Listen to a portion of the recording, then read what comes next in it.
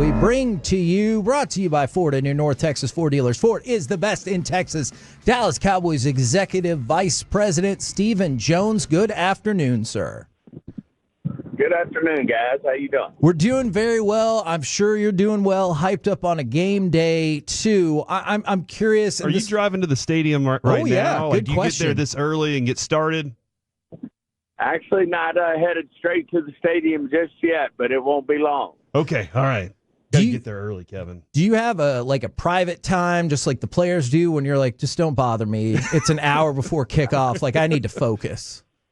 I actually like a little distraction leading up to it. So it's good to have a few little things to do. Obviously, got a lot of people that come into town for these games that are partners of ours that we like to visit with a little bit. But all's good, and looking forward. This is going to be an interesting game. Obviously, Cincinnati's one of those teams that are probably a lot better than their record, and obviously a little bit having a disappointing season, kind of like what we've had up to date. But, they certainly have a lot of great players, and Burrow and Chase probably do it as good as anybody in this league in terms of production and what they get done. So we're going to have our hands full tonight, but look forward to the challenge and look forward to getting out there and competing and staying in the mix. Are there any updates you can give us now in terms of Guyton and Diggs going into the game? Yeah, right now, I would say we're optimistic. They'll get out there and work a little before the game. That'll make the final determination. But right now we're feeling optimistic that Guyton can at least, be one of the 8 offensive linemen, and then hopefully Diggs can get out there and play. He had a good couple of days to end the week and felt good this morning. So we'll see how the workout goes, but feeling optimistic about maybe both those guys suiting up. How excited then are you to kind of see that trio of Diggs and Bland and J-Lou on the field together at the same time? Well, obviously that's a lot about, what we bargained for in terms of, counting on our defense playing at a high level. And I know I was talking to Mike Zimmer yesterday. I know he's fired up about it to think about those 3 guys being out there and certainly getting healthy at the end spot. We got a chance to get Nealon back out there. Not a chance. He's going to be out there playing today. So we're definitely getting healthier as a defensive unit. We just have to go out there and execute. I know Mike's been against Burrow many times, and he has nothing but respect for him. But at the same time, we know, we've got to get out there and do some things to make some plays. Are you hoping that you can avoid a track meet game tonight then? Because obviously the Bengals have been in quite a few of those this year. Well, no question. And, that's what they do, and they've been right there close. They've got, a handful of games that could have been wins in their direction. So we know we have our hands full, but you do every week in the NFL. They pay their guys too.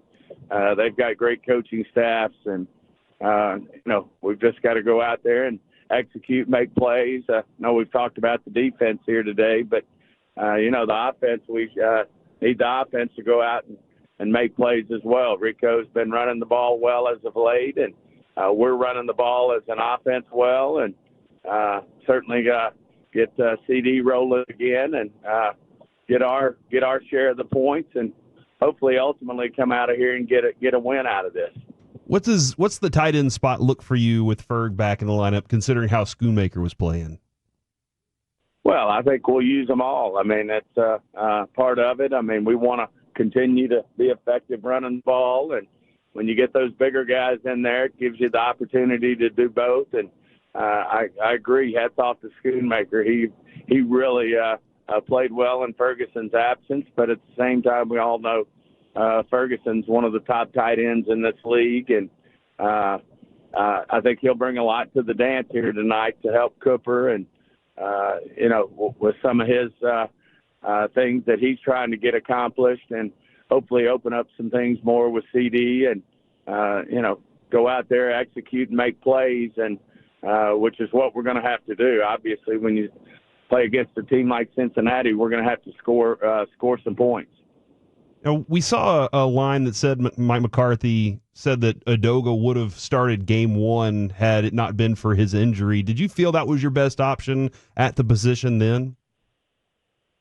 Well, I just think at that point you've got a veteran guy who's ready to go, and a rookie at left tackle. You kind of like to bring him along if you can. But I thought Guyton stepped up and did a lot of good things. It's just as we move forward, I think he'll do nothing but get better. As a left tackle in this league, and certainly though when you got a guy like Chuma when he's healthy, and he has his share of battling through injuries as well. So that's part of it and part of the league. But at the same time, it's good to have a guy like Chuma when you're bringing some young guys along. Now, the focus, of course, is first and foremost on tonight's game, and then you move on from there. I was curious, though, as part of the decision-making team, Micah Parsons said in an interview that's going to air tonight that he would like a fair shot with everyone back, players, coaches, because of all the injuries. Dak said something kind of along those lines. Outside of just results, how much do you guys factor in like what the players want in terms of some coaching decisions going forward? Well, you get a feel for how the players are reacting and playing as the season goes. I mean, what they verbally say in the media is one thing, but the bigger thing is how they're responding. And the biggest thing Jerry and I've said all along is between Coach McCarthy and Mike Zimmer and Bones and the whole coaching staff, they've had success in this league, and certainly we've had our share of challenges with the injuries, and we understand that. So all that gets factored in, but we don't have to necessarily listen to a podcast or what guys are saying verbally in the media to know how our guys are responding to these coaches, and obviously all that's factored in. But no one respects Coach Zim, Coach McCarthy, Bones more than Jerry and I do. Talk is great, and I understand that as well. It's great for our business. Yeah, Stephen. definitely great for our business. But what the team does on the field, you feel is also reflective of like how you feel about these coaches and everything. Yeah, but I do. I mean, obviously you do factor in injuries. They affect teams. I mean, you just look around the league and, you hear the media talk about the 49ers, but they've had a lot of injuries. But, that's part of the game, and you got to overcome those. Obviously, when it's at the quarterback position, and he represents what he does in terms of the resources toward our salary cap, and you have to play without him, then you have to factor that in. And but all that goes toward every evaluation at the end of every season. And again, I'll do nothing but reiterate the respect that Jerry and I have for Mike McCarthy and Mike Zimmer and the whole coaching staff. Now, tonight also off the field, the ESPN and Disney Plus Simpsonized broadcast. Do you see any similarities between Jerry Jones and Mr. Burns, perhaps? No, not necessarily. I'm not.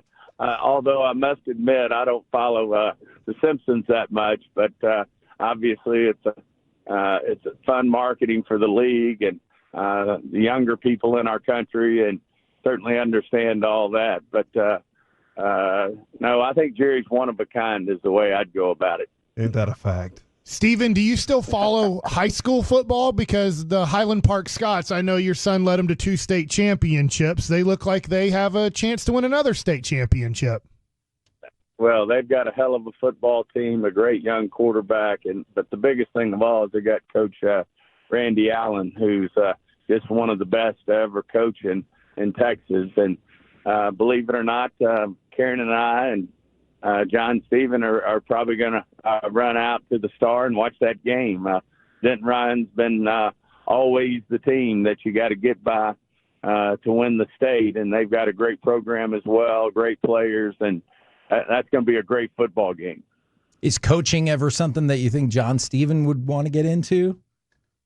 Well, that's probably a question you should ask him, but he's certainly understands the game as well as anybody. When you play quarterback in the at a high level in high school and then in the SEC, he's got a great knowledge for the game, and I know he loves the game, loves to play the game, loves to be involved in the game. So whether he would want to coach or not, that'd be a great question for him.